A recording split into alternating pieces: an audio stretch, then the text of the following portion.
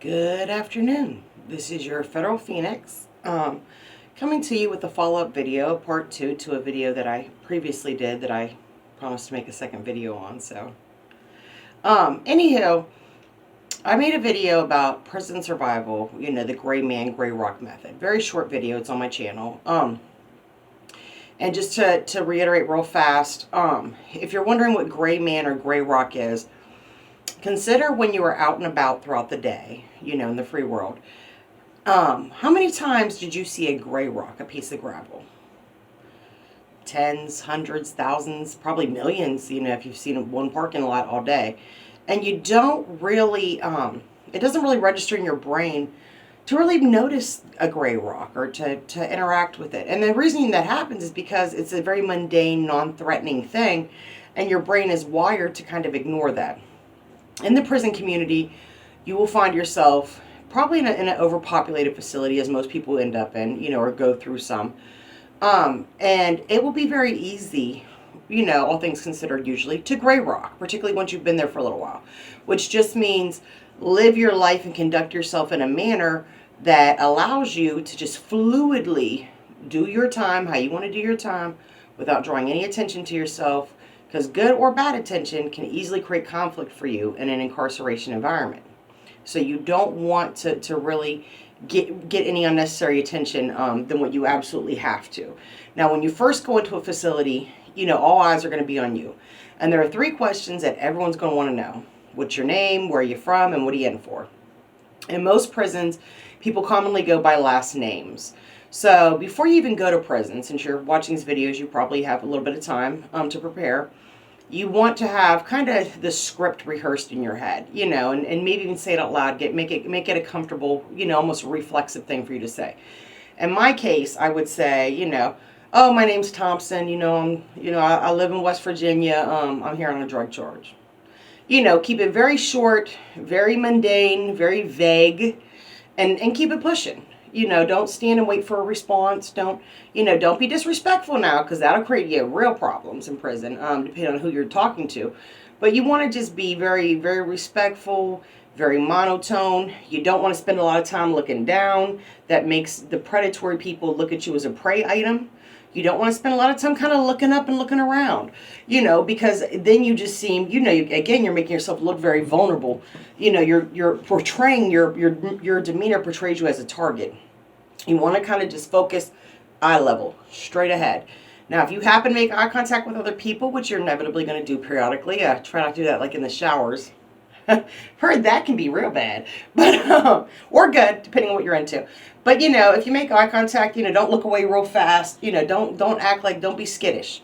Just act confident but humble. So you make eye contact. You make the eye contact. And you just look away and keep going. You know what I mean? Just go about your day. Boom. Again, you're gray man. You're gray rocking. You're making yourself basically just a piece of the environment to other folks. Now, once you've been in your prison, your institution for a while, and you've had time to really observe the character of the people around you, and you mostly want to notate, how do they talk about their associates or friends in the presence of the enemies of their associates or friends? How do they treat people when they're angry at those people? These are things you mostly want to watch. Are they someone that always flocks to the newbies? These are all huge red flags that just tell you avoid this person as much as possible without making it obvious you're avoiding them. So you're probably wondering, if I'm going to gray man, if I'm going to gray rock while I'm in prison, if I'm going to try to just kind of be, invisible to a degree, and when you get there, don't ask 100 questions. As a newbie, you're going to want to go, hey, what time do we eat? Hey, how's the food? When do we do this? How do I get into programming? How do I do as much research as you can now before you get there. Join Facebook groups for the friends, families, loved ones, and formerly incarcerated at the facility you believe you're going to be going to, or facilities. You can definitely go online. If you're federal, go on the BOP page and, look at the page for your specific institution. Now, a lot of this information is going to be very outdated. It's going to say they offer programming, different things that they don't actually have currently. But, it'll give you a sense of what to expect. And you want to do these things. And if you join those social media groups, you don't want to go in there going, hey, hi guys, yeah, I'm coming to the prison soon. No, Because you don't want to go there where people have already heard of you, they know you're coming, and they have preconceived ideas about you. Because as much as you may be a wonderful person, and the things that you may be saying in your interactions with these people in this group may be just beautiful, again, positive attention can easily sour to negative attention in an incarceration situation. You want to go in as unknown as possible and remain that way throughout your stay. So you're probably wondering, well, if I'm just going to, and don't just go sit on your bunk. Another thing about gray man, you don't want to be the wallflower necessarily. You don't want to be someone who's just sitting on their bunk every chance they get. And, because you want to just kind of go with the flow, go with the current. Don't ask when's mealtime. Just relax. It's going to happen. And you're going to know when it happens because it's going to be called over the intercom or an alarm and a bell ring or a CO is going to yell something. But you would notice that all the people in your unit are up and gravitating towards one area at that time. Some may even be mentioning, oh, it's time for chow. That's your signal to go. You may have to just, a lot of things are going to be observation, live and learn. Because again, you don't want to be asking a whole lot of questions. That makes you vulnerable. That forces your hand into interacting more than you really should. And if you're just thinking, well, I'll just direct my questions to the COs. That's their job, right? No, the COs aren't necessarily going to be nice folk. And COs are notorious for being very apathetic, just no fucks to give. Or, I don't know if I can say that on YouTube. Anyhow, but they're definitely people who aren't, even remotely interested in making your stay at any degree easier. That does them no favors. And if they do you favors, they do everybody favors. And if you're seen interacting a lot with the COs unnecessarily, this will easily be interpreted by others, especially because you're kind of withdrawn with the inmates, that you're possibly an informant, a snitch, a plant. And those things will definitely put your safety very much in danger. So you want to ask minimal questions, as minimal as humanly possible. You want to learn as much as you can before you get in there about what to expect, how the routine's going to go, how things are going to rock. And what you don't know coming in, unless it is truly life or death, just hush your mouth and just watch and see. When you come in, some people may approach you. They may offer you gifts. Now if this is like a welcome packet, as some people call them, especially if you're going to a prison, especially if you're a man, your group, and men's prisons are notoriously segregated by race. So white, Hispanic, black, whatever. Your group will likely, whether you want to be part of their group or not, will come up to you and go, hey man, here go a couple soups and a toothbrush. Anytime someone offers you something, you want to make sure what you're being offered is something really mundane, mediocre, and easy to just give back if need be. But you want to kind of be like, so, like, is this a welcome pack type gift or is this something else? Because I don't know if I'm going to pay you back if this is a loan, because I don't even know how my books are about to be looking. Because no matter how much money is on your books, how much is going to be coming on your books, you're broke. When you go to commissary, you don't get big Santa Claus bags, as they call them. You get your bare minimum to survive. Because this causes you to also not fall onto the radar of those who are predatory in a way as far as extorting people. So you may be asking yourself, okay, I'm doing all these things to avoid, conflict. What do I do when the conflict happens? As the gray man, you can handle conflict one of two ways. First, avoid it at all costs without looking like a coward. You don't want to look like you're just this weak person that's easily pushed around and preyed upon. Like, for example, if I'm laying in my bunk and I'm in a place with dorms where there are multiple rows of bunks, and the person in the bunk across from me just puts their feet up on my bunk. Everyone in prison knows this is real disrespectful. This is very much undermining your integrity. This is saying, kind of F you, your space, your privacy, your standards are irrelevant, At that point, what I would do is I would firmly, not nicely, but firmly, I would say, excuse me, like, yo, I sleep here. Like, what are you doing? In that tone, in that way. So a person sees the aggression is coming, but I'm not trying to just jump into it immediately as a reflex. Now when all the ball is in their court, if they go, oh, my bad, I'm sorry, I wasn't even thinking, I didn't realize. Now the situation is done. Maybe you get somebody who decides, you know what, let's take the game a little further. So you go, hey, what are you doing, man? You don't see this is my bunk? Like, that's disrespectful. I don't disrespect nobody. Don't disrespect me. And they go, well, do something about it. That's when you do something about it. And I'm not condoning violence. I'm not your lawyer. I'm not your pastor, your preacher, your rabbi, your best friend. take my advice for what it is. I'm not liable for what choices you make in your life, just based upon my perception and choices I've made or I will make. But at that point, when that person pops off and shows you that this is not going to be something that can just be simply resolved, if I was you, I would probably just kind of start swinging on them like I'm trying to take their head off. And I would just probably continue to do that until someone pulls me up off of them or I get so tired I just stop on my own. You're going to go to the hole.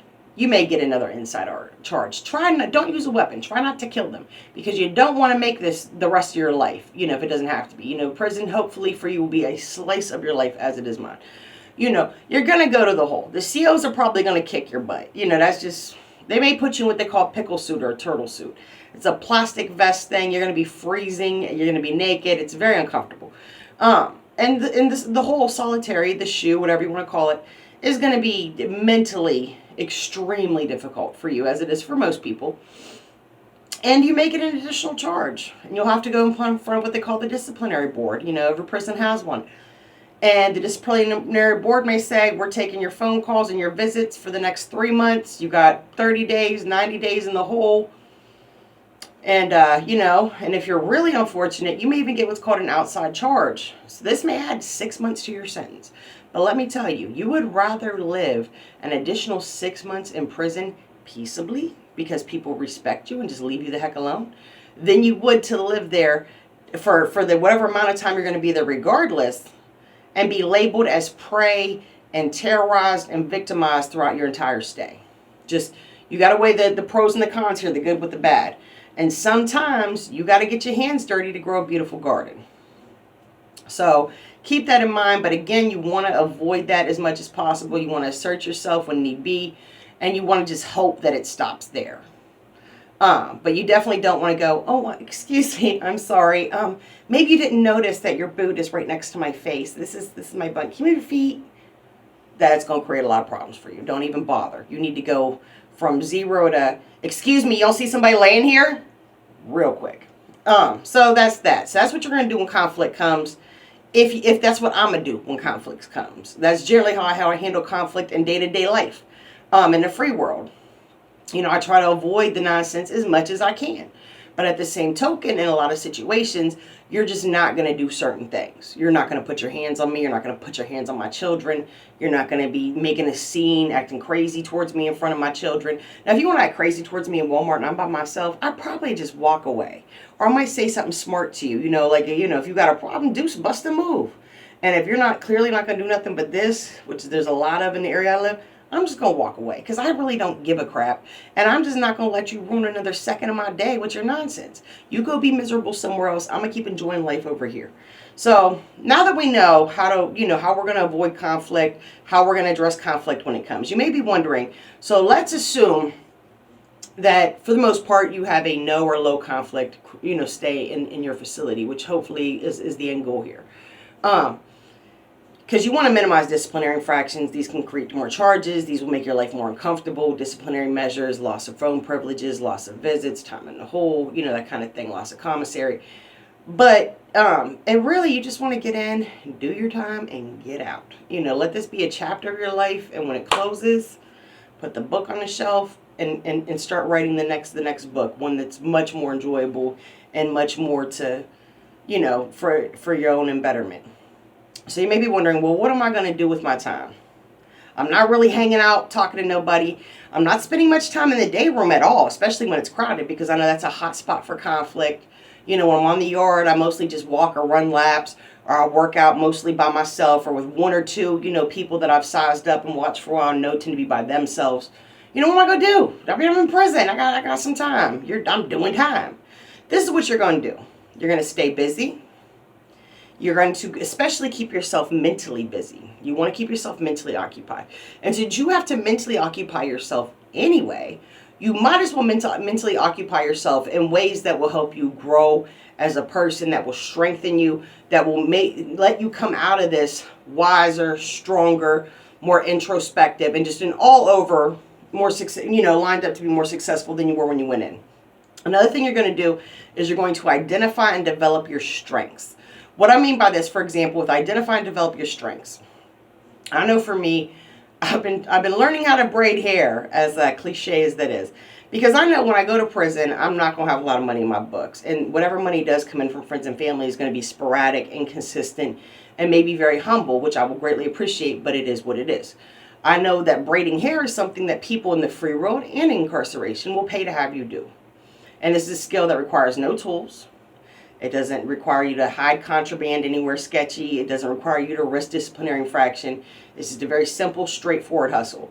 Um, so I know I'm all right with a little bit, like a couple Dutch braids. I can do little box braids. I can't do feed-ins or feeders. So, I've been watching a ton of YouTube videos with just step-by-step tutorials. I'm trying to practice on friends and family as much as I can. When I first get in there, I'll probably be saying like, hey, I'm not very great at this. I'm kind of still learning, but that's why I'm going to do this for, just for a pack of soups. One pack of soups, I'll put your hair in 2 Dutch braids.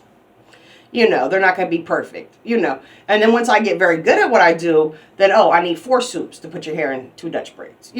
So identify your strengths and develop your strengths. If you're someone who has a particular interest maybe in something, some places do offer vocational training and higher education. This is very uncommon, becoming more and more uncommon throughout the prison system, and is more uncommon in the federal system where I'll be spending my time. But if those resources exist, utilize them.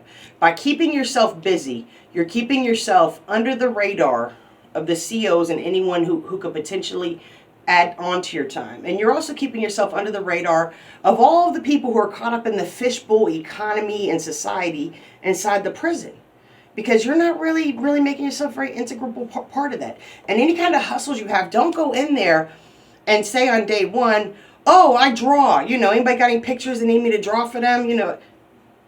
It's not a smart move to just walk in the door making, with the parade behind you. Sit it out for a couple months, at least 6 weeks. I'd say 2-3 months would be ideal. Kind of sit it out, stay out of the way, and just observe. You need to figure out who is who. Who's going to do business with you and is just respectable and honorable in the way they do things and carry themselves. Who, if you make the mistake of doing business with, is probably going to try to shiest you or rip you off or line you up for a situation where now you have to have unnecessary conflict. So you want to gauge those things before you engage in any kind of prison hustles. I write poetry. I'll definitely be willing to write poetry for people to send to their loved ones, as a means of just helping subsidize my commissary account, for my own survival. So another thing, and I keep looking over, y'all know me in the notes, I got some notes over there, is, have some health goals. Even if you're in tip-top shape, at least make your goals to maintain that. I know for me, I'm in horrible shape. I know that it will be very simple out of just by default for me to lose some weight while I'm in prison. But I'm also going to consciously make myself be more active. Do pull-ups, if they have the little desk bar things. Do pull-ups on those in my room when no one's looking, because I don't want the attention. Or on the bunk above me. Do some walking, different things. I want to not only lose some weight, because the amount of weight I have puts pressure on my bones and my joints, which I live with the pain and detriment of that. But I also want to build up my strength and stamina.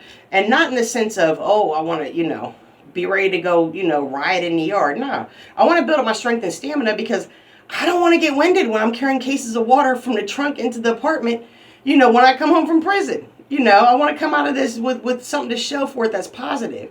I speak a little Spanglish. I actually was pretty sharp on the Spanglish back in the day, but I haven't used it for nearly 2 decades.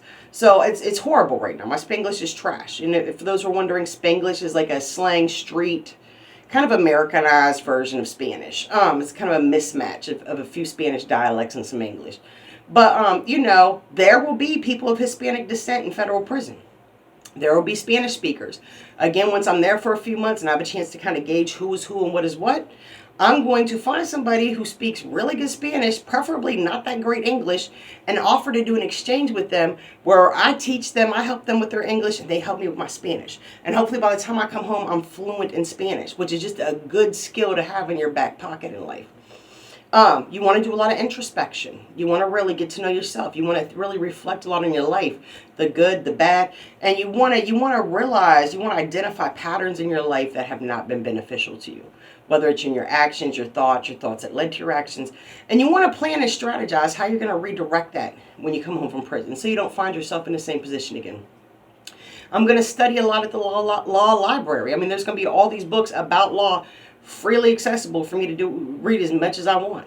Why wouldn't I? I mean, I live in America. 0.5%, 0.5, half of 1% of the population at any given time is incarcerated. You know, we have the highest per capita incarceration rate of any country in the world.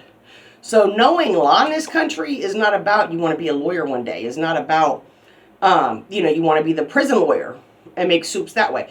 You know, knowing law in this country could very well for you mean life, death, freedom, or incarceration at any given time under any circumstances, even if you're not actually doing something illegal. So, so that's just a good tool to have kind of tucked away for future use. It's kind of like how Dora has the backpack, or Mickey and the Mousecadoodle. This is a Mousecadoodle that'll help us later. You wanna add your little Mousecadoodles in your little Dora backpack, whatnots. You want to stack that up. You want to stack up your strengths, your advantages, your benefits, just whatever you can, because when you come home, it's going to be difficult. Unless you come from money and you have a super supportive spouse and family and different things, and you're just coming home to everything being handed to you. Most of us aren't. I certainly am not. And so with that in mind, I need to create the best possible outcome for myself as possible to make things as easy as possible when I come home so I don't end up back in prison. I'm going to grab that list because now I can't read it because of the sun. All right, the religious formality. For me personally, I am part of organized religion. A lot of the formalities of my religion involves a lot of formalities like many organized religions do. I haven't really put a lot of effort over the years into learning. I feel like those are kind of insignificant ceremonial stuff, and that's not really the core of who I am or what my relationship is with my higher power. But I'm going to make an effort to start learning these things and expounding upon them. Because why not? Because there's no harm in that. And because it's something positive that will keep my mind and my body busy and distracted from the fact that I'm counting down, days on a calendar. Also, another thing you want to do while you're in there is strengthen your ties and build your resources. This is part of the gray man thing. This is part of the not only getting through this as fluidly as possible, drawing as little attention to yourself as possible, but you want to one-up it and you want to come out of the situation better than what you went in. Maybe you have an aunt, a mother, a grandparent, an adult child, a cousin, a former friend. Maybe you have people in your life who you're close to, but you could be closer, but you just haven't taken the time to invest in those relationships.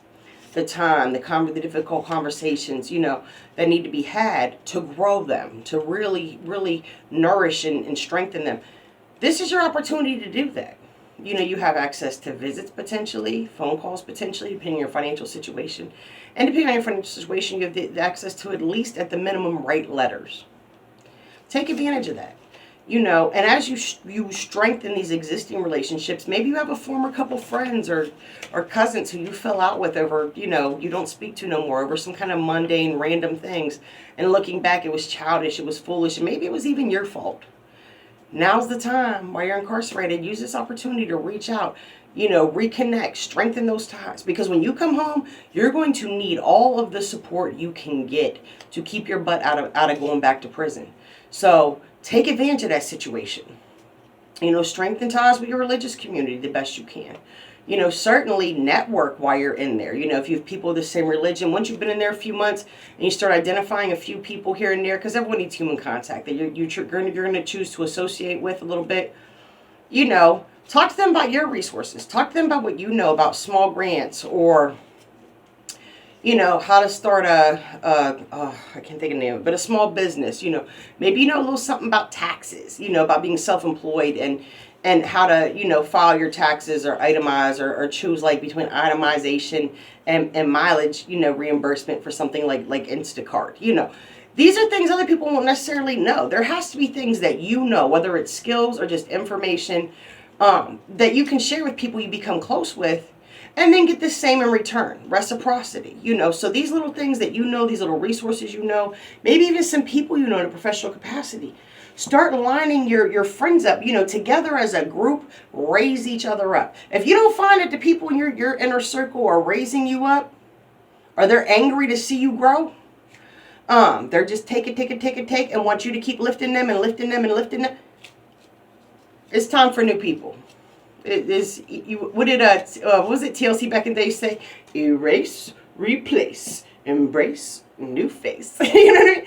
replace them. I mean, you're in a facility with hundreds, maybe thousands of people. I assure you, there are quality people of sustenance who will respect your mindset, your motivation, and they will want to contribute as much to you as their acquaintance, their associate, their friend, as you want to contribute to them. That will grow with you, and you can mutually build and strengthen one another. So use your time, build your resources. Make sure your driver's license stays up to date. You can do all that through the mail now, or have a loved one doing it outside, through the internet. Line yourself up for the best possible outcome. Use your time as a stepping stone, because with this prison time, right now your life might be here. Prison's going to be hoo. And when you come out, that's going to be ah. But see, that prison is like a rung in a ladder. It's what exists between your current life and your post-incarceration life. And I'm going to tell you right now, that post-incarceration life is going to beat you down. So use that rung, use that second step to prepare the best you can for what's to come after it. Because you know what's to come, you see it coming, prepare yourself, okay? So anyway, this is a little more in-depth video on prison survival, the gray rock method. I hope you've enjoyed it. If you have any questions, feel free to drop them in the comment section. If you like the video, feel free to subscribe. If you want to get notifications when I create new material, please hit the little bell dingy button to do so. If you go into the About section of my page, you'll also find information on how to look me up in prison, write me or whatever you'd like to do if you'd like to contact me at all. I'll be sentenced in a couple months. I'm expecting to go away for 2-3 years or so. I could definitely use any support you're willing to add, and I definitely would love to, in exchange for your support, be supportive to you as well in whatever phase of life or journey you happen to be dealing with at this point in your life. Also, by hitting the notification button, when I go to prison, I won't have access to the internet and YouTube. So the videos I've created prior to my incarceration are still there for people to watch. But when I come out and I start adding new content onto this channel, you're not going to see that necessarily unless it just randomly pops up in your algorithm. But most likely you're not going to see it unless you're getting notifications. So, especially not if you're not even a subscriber. So do those things. I look forward to hearing from you all. I hope to get some feedback, and have a great day, my federal phoenixes. Fly through the fire.